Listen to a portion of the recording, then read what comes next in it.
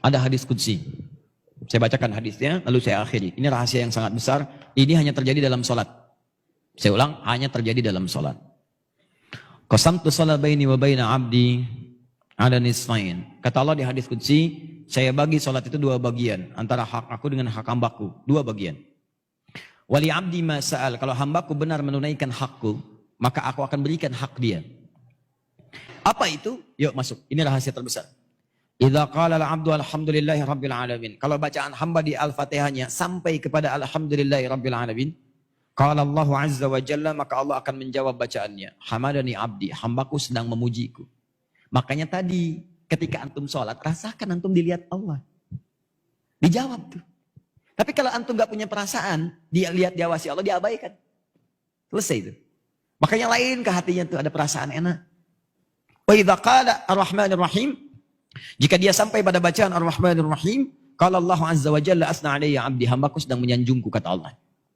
Wa idza qala maliki yaumiddin, kalau hambaku sampai pada bacaan maliki yaumiddin, qala Allah azza wa jalla majjadani abdi, Allah menjawab majjadani abdi, hambaku sedang mengagungkanku.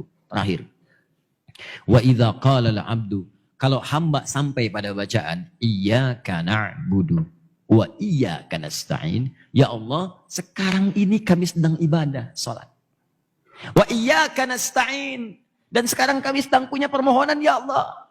Kami ada persoalan, kami ada kebutuhan, kami ada masalah, kami minta, ya Allah, solusinya. Maka apa jawab Allah? Perhatikan jawabannya, beda dengan yang tadi. Qala Allahu azza wa jalla, rahasianya Allah langsung menjawab, hadza baini wa baina abdi, ini perjanjianku dengan hambaku. Wali abdi, kalau hambaku benar bacaannya sampai sini, sholatnya benar sampai di situ, masalah sekarang apapun yang kamu minta, aku akan berikan. Sekarang apapun yang kamu minta, aku akan berikan. Saya tanya pada Anda membacakan iyyaka na'budu wa iyyaka nasta'in saat ruku atau saat sujud? Jangan kelamaan, saat berdiri. Enggak ada orang ruku baca iyyaka na'budu wa iyyaka nasta'in. Allahu akbar, iyyaka na'budu wa iyyaka nasta'in. Enggak ada. Subhana rabbiyal azim, subhana rabbiyal azim bihamdi, subhanakallahumma bihamdika Allahumma ighfirli. Itu yang dibaca. Iyyaka na'budu wa iyyaka nasta'in saat berdiri. Jadi berdiri saja, kalau antum benar tuh salatnya baru berdiri begini, itu seketika antum butuh apa dikabulkan. Nabi Zakaria pernah minta dalam berdiri. Dirangkum di Quran surah 3. Tadi malam saya jelaskan ayat 38 sampai 39. Itu sedang sholat. Waktu sholat minta kepada Allah. Mintanya apa? Minta supaya istrinya bisa mengandung. Padahal secara medis gak mungkin punya keturunan. Karena istrinya divonis maaf menopause dan mandul. Kata medis gak bisa nih. Kata klinis mustahil punya keturunan. Gak bisa. Maka beliau langsung bermohon kepada Allah. Tinggalkan pendapat manusia, itu tanda Allah ingin memberikan langsung tanpa pendapat manusia lagi. Maka beliau sholat. Dalam sholatnya minta kepada Allah. Hunalika da'a Zakaria Rabbah. Diabadikan di Quran. Di mihrab itu Nabi Zakaria bermohon kepada Rabbnya. Qala Rabbi habli min ladunka dzurriyyatan thayyibah innaka sami'ud du'a. Ya Allah, mereka mengatakan aku enggak mungkin punya keturunan. Istriku punya keterbatasan. Karena itu saya mohon darimu saja ya Allah. Engkau pasti mengabulkan doa hamba. Ya Allah, pengabulanmu tidak terbatas. Kalau pada yang tidak terbatas pemberiannya tidak mengabulkan, kepada siapa lagi hamba mesti memohon? Engkau pasti mendengar doa hamba. Kalau pada yang maha mendengar tidak mengabulkan, kepada siapa lagi hamba mesti panjatkan? Itu sedang berdiri. Berdiri bahasa Arabnya qaimun. Sedang sholat yusolli. Baru selesai doanya. Turun malaikat. Langsung nyampaikan. Ayat 39-nya. Quran surah 3 ayat 39. Fanadatsul malaikatu. Wahuwa qaimun yusolli fil mihrab. Annallaha yubashiruka biyahya. Tiba-tiba turun malaikat. Nih dijelaskan pentingnya ini. Sedangkan beliau masih berdiri dalam sholatnya. Turun jawaban. Allah mengabulkan, memberi kabar gembira. Istrimu akan mengandung, melahirkan, punya anak. Namanya langsung dari Allah Yahya. Sosok yang hidup. Yang mustahil menurut manusia. Bayi terlahir dari rahim seorang perempuan yang menopause dan mandul. Kata Allah, gak ada yang mustahil bagiku. Jadi dan hidup dia. Kapan dipanjatkan? Berdiri. Dalam apa? Sholat. Nabi Zakaria sholat dalam berdiri, minta dikabulkan. Umat Nabi Muhammad, nabinya spesial. Orangnya hebat, luar biasa. Umatnya juga luar biasa. Dulu umat Nabi dulu lihat nabinya belum tentu beriman. Umat Nabi Muhammad gak lihat nabi masih beriman. Kurang apa lagi? Nabi Musa itu banyak umatnya. Kelihatan nabinya ada gak beriman juga. Dibebaskan dari Fir'aun. Fir'aunnya ditenggelamin, tenggelam sampai ke bawah tuh. Begitu bebas dari lautan itu, Fir'aunnya sudah wafat, sudah selesai seketika. Musa, tolong dong cariin Tuhan lain. Bayangin. Nabi Isa kurang apa lagi? Mukjizatnya dahsyat. Yang tidak ada dengan izin Allah. Sakit tinggal diusap. Orang ke dokter diusap. Nabi Isa sakit mata, usap melihat. Nabi Isa kolera, usap lihat. Nabi Isa, Nabi Isa itu usap, tinggal usap. Dokter bangkrut lah pada saat itu. Ya. Usap, yakin. Kedua, ini yang paling dahsyat, menghidupkan yang mati dengan izin Allah.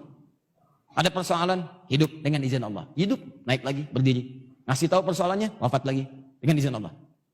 Sampai sebegitunya, nggak yakin juga, dicari-cari nabinya, mau dibunuh. Bayangkan, Anda bayangkan, umat yang melihat masih ingkar juga. Umat Nabi Muhammad beda, nggak pernah lihat nabinya tuh kayak kita sekarang. Kalau di zaman Nabi melihat Nabi beriman, itu biasa. Nih, kita nggak pernah lihat. 15 abad udah lewat. Bahkan ada yang mimpi pun nggak pernah lihat, masih mau beriman. Maka Allah berikan yang spesial untuk umat Nabi Muhammad. Nabi Zakaria sholat, berdiri, minta dikasih. Umat Nabi Muhammad sebelum sholat 5 kali sehari. Kata Allah, saya tunggu. Kamu mau minta apa, saya kasih. Cuman pertanyaannya, banyak yang tidak minta pada saat itu. Saya tanya pada antum, ketika antum sampai pada ayat ini, iyyaka na'budu wa iyyaka nasta'in, antum minta apa? Ayo. Padahal jelas. Baca Al-Baqarah ayat 45. Wasta'inu bisabri wassalah. Kalau kamu punya masalah, minta kepada Allah solusinya. Bisabri, terima dengan sabar. Wassalah, saat sholat minta. Wasta'inu, perintah. Cara mintanya nasta'in. Kapan kalimat nasta'in itu muncul? Dalam berdiri. Iyyaka na'budu, ya Allah sekarang kami sholat. Kata engkau kalau punya masalah, lakukan sholat. Sekarang kami sholat. Wa iyyaka nasta'in. Kata engkau wasta'inu, sekarang kami nasta'in. Sekarang kami minta. Kata Allah, ya kalau bagus sholatmu sekarang, minta. Apapun yang kamu minta, aku kabulkan. Pertanyaan saya, ini rahasia besar. Berapa di antara kita yang pernah minta dalam posisi seperti itu? Nah sekarang Ustaz, kalau kami ingin bermohon kepada Allah, ingin meminta. Minta ya Allah, minta. Bagaimana caranya? Apakah langsung kita ucapkan? Ataukah kita sirkan dalam hati kita permohonannya? Ataukah kita pilih ada isyarat ayat-ayat lain yang kalau dibacakan, Allah kabulkan. Ada rahasia besar. Yang kalau antum bacakan satu kalimat ini, apapun yang antum butuhkan akan dikabulkan seketika. Ketika antum butuhkan itu. Apa bacaan itu? Nanti dalam episode berikutnya kita akan bahas. Oh, pelan-pelan dulu. Yang penting kita paham. Ya, paham insya Allah? Jelas. Mengerti? Siap diamalkan? Ya. Nanti insya Allah kita akan teruskan dalam jumpa berikutnya.